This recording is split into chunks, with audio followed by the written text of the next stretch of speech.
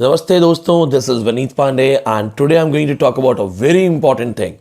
How many of you remember Simone de Beauvoir's famous work The Second Sex, published in 1949? There is an opening line, a woman is not born but becomes.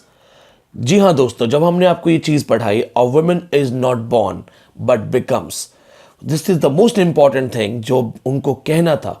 वो ये कहना चाहती थी कि जो औरत है, औरत एक बायोलॉजिकल कंस्ट्रक्ट नहीं है बल्कि सोशल कंस्ट्रक्ट है। यानी कि किसी को औरत कहना, किसी को पुरुष कहना, जो कि सदियों पुरानी परंपरा है कि हमारे जो जेनिटल्स हैं, हमारे जो जननांग है, हमारे जो शारीरिक बनावट है, उस शारीरिक बनावट के बेस पे किसी को मेल कहा जाता है, किसी को फीमेल कहा जाता है।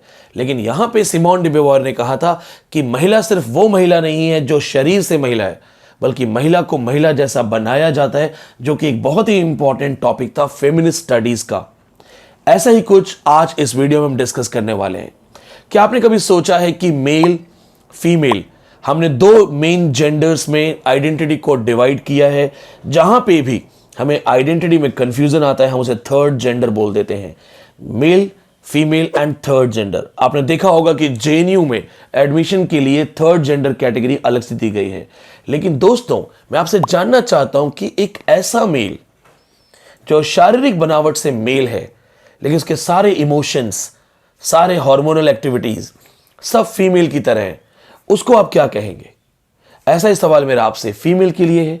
एक ऐसी फीमेल जो बाय बॉडी, बाय अपीयरेंस, जो उनका बॉडी जो स्ट्रक्चर है उसके अकॉर्डिंग वो फीमेल हैं, लेकिन साइकोलॉजी से, इमोशन से, बिहेवियर से वो फीमेल नहीं है। क्या ऐसे लोगों के लिए आपके पास प्रॉपर डेफिनेशंस हैं? क्या किसी को मर्द कह देना, मेल कह देना, क्या किसी को औरत कह देना, फीमेल कह देना, अपने आप में इनकी संपूर्ण व्याख्या है? क्या ये कंप्लीट डेफिनेशन है? जी हां दोस्तों, इसी से रिलेटेड आज आपके लिए मैं विनीत पांडे इंफॉर्मेशन लेके आया हूं। अगर ये इंफॉर्मेशन बहुत अच्छी लगे तो चैनल को सब्सक्राइब कीजिएगा, क्योंकि ये एक ऐसा प्लेटफॉर्म है जहां पे ये जो छोटे छोटे चीजें न्यूज में अपडेट आके जा रही हैं, आप तक पहुंचाने की जिम्मेदारी मैंने ली है।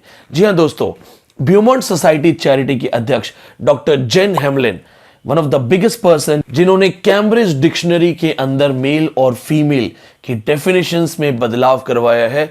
जी हां दोस्तों, definition of male, definition of female in Cambridge dictionary change हो गई है। आइए बात करते हैं इस पे।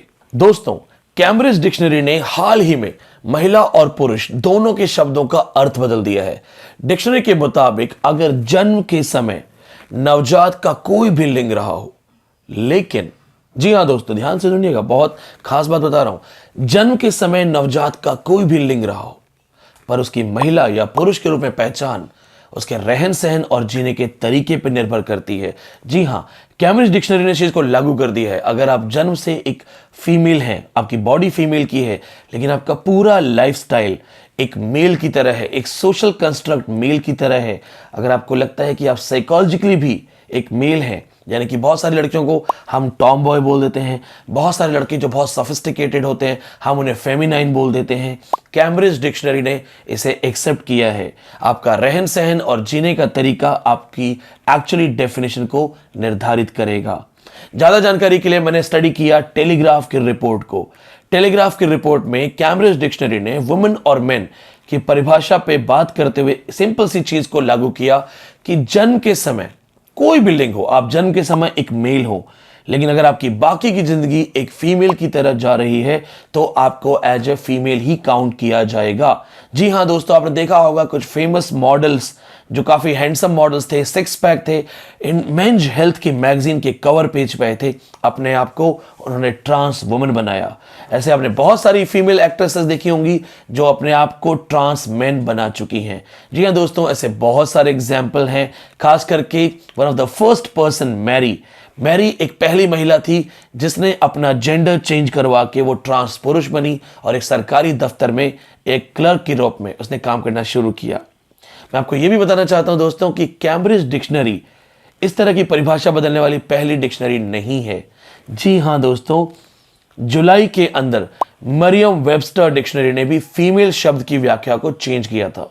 उन्होंने कहा फीमेल वो है जो अपने आप को किसी भी तरीके से मेल नहीं मानती है, यानी कि पुरुष के विपरीत लैंगिक पहचान रखने वाले हर वो लोग जो अपने आप को पुरुष से अलग मानते हैं वो फीमेल हैं। कैम्ब्रिज डिक्शनरी ने भी मैन की परिभाषा को अपडेट कर दिया। अब उनके हिसाब से यह है कि कोई भी एक ऐसा अडल्ट जो आदमी की तरह रहता है, आदमी की तरह पहचाना जाता है, भले ही वो जन्म के समय एक स्त्री रहा हो, उसे हम पुरुष कहेंगे। जी हाँ दोस्तों, डिक्शनरीज में लगातार चेंजेस होते रहते हैं। आपने देखा होगा कि ऑक्सफोर्ड यूनिवर्सिटी की जो डिक्शनरी है, ऑक्सफोर्ड डिक्शनरी, ऐसे कैम्ब्रिज डिक्शनरी, मरियम वेबस्टर और बहुत सारी और डिक्शनरीज हैं, इनमें बहुत सारे बदलाव होते रहते हैं। आपका क्या ओपिनियन है? आप मेरे स्टूडेंट हैं तो आई एम 100% श्योर कि आपकी एक अपनी ओपिनियन तो जरूर होगी।